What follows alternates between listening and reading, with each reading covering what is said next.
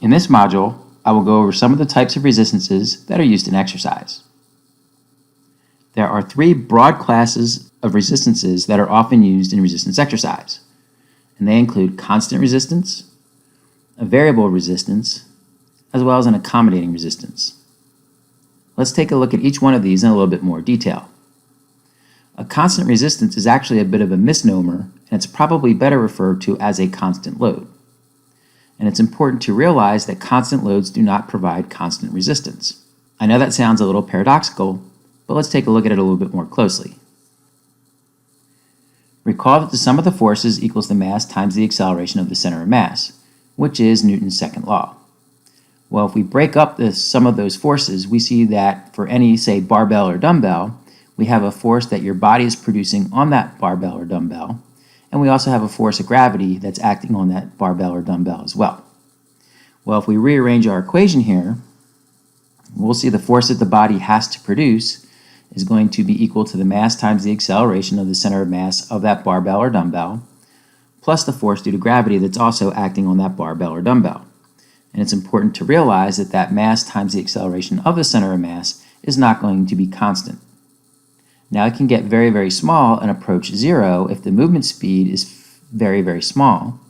However, if the movement speed gets fairly large, there's going to be a big difference between the force due to gravity and the force the body has to produce in order to move that weight, because that mass times the acceleration of the center of mass, sometimes referred to as the inertial force, can be quite large.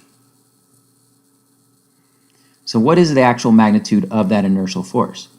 Well, one thing I'm going to ask you to do when you get into the breakout rooms is trace the inertial force as a barbell moves from a top position to the bottom position of a squat or bench press, and then moves from that bottom position back up to the top position of that squat or bench press.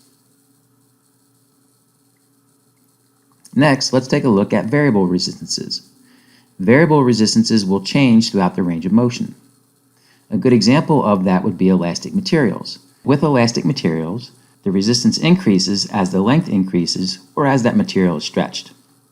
So when we think of elastic materials, we can think about bands or we can think about even springs.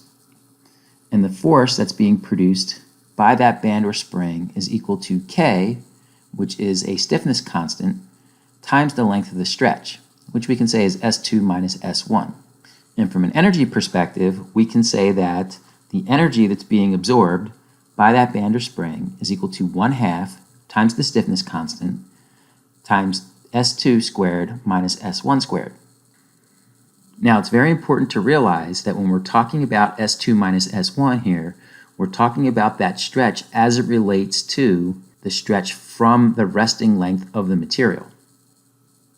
And you have to be very careful here, because if you don't start with the resting length of the material, and let's say you start with it a little bit more stretched on one day compared to another, then you're going to get a different resistance than if you were starting at its initial resting length.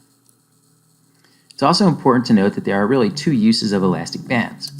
We can use resistance bands as a sole resistance in and of itself, or we can combine that elastic resistance with a constant load. Say we can hook it onto a barbell or dumbbell. Used in this way, the elastic band can actually provide a decelerating force that can allow you to move at a greater speed than would otherwise be possible. And we'll talk about these two different uses of elastic bands in the breakout rooms as well. Our third type of resistance is called an accommodating resistance. Accommodating resistances are going to get larger the harder you push on them. One example of an accommodating resistance would be a pneumatic or a hydraulic device. Say you have a piston that's filled with fluid or air, and then you are going to go ahead and you are going to press that piston. Well, the harder you push on the piston, the greater the resistance provided is going to be. And that's going to be proportional to the viscosity of the fluid times the area, or the cross-sectional area of that particular piston, times the velocity squared. And it's that velocity squared term that makes the resistance greater the harder you push on it. Another example we have an accommodating resistance is a machine called an isokinetic dynamometer. With an isokinetic dynamometer, as you can see in the center, there is an arm that's attached to a computer. With the computer, you program in a predetermined speed with which the arm will rotate. The harder you push against that arm, the machine will not let it go any faster than what it is programmed to do. So the harder you push on it, the more torque it's going to provide in terms of resistance in order to prevent it from going faster than its predetermined speed. Now, a couple of notes about resistance machines. And here we can really talk about a couple of different types of resistance machines. One would be a fixed machine like you see here on the left that has a predetermined range of motion established for it. On the right, you see a pulley. And pulleys act more like free weights than they actually do like machines. And again, that's something we'll discuss more in the breakout rooms. So let's talk a little bit more about traditional resistance machines. Let's say that we are removing a barbell in a predetermined path. That's going to occur in a single dimension. Well, we also have to provide constraint forces in the other dimensions in order to prevent that barbell from moving along a different path than what we intend it to do. Now, if you are in a machine, the machine is going to have a predetermined path, and the machine itself will provide those constraint forces so that the machine only moves in its predetermined trajectory. Another important thing to realize are strength curves. As we move throughout a range of motion, we cannot produce torque equally throughout the entire range of motion. Now, this is not a set fixed thing for every single joint.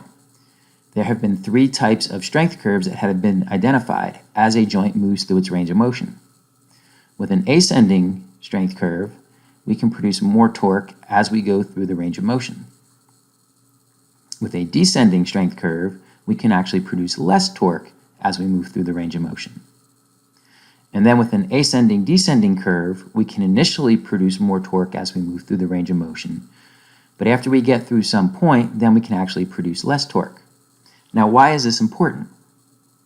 This is important because machines are usually designed to try to match human strength curves to the machine so that it will provide an optimal amount of resistance throughout the whole range of motion. Now, while that may sound good in theory, in practice it hasn't worked out so well. And research has shown that very few machines actually can match human strength curve. So there you have it. Those are some of the types of resistances that are used in exercise.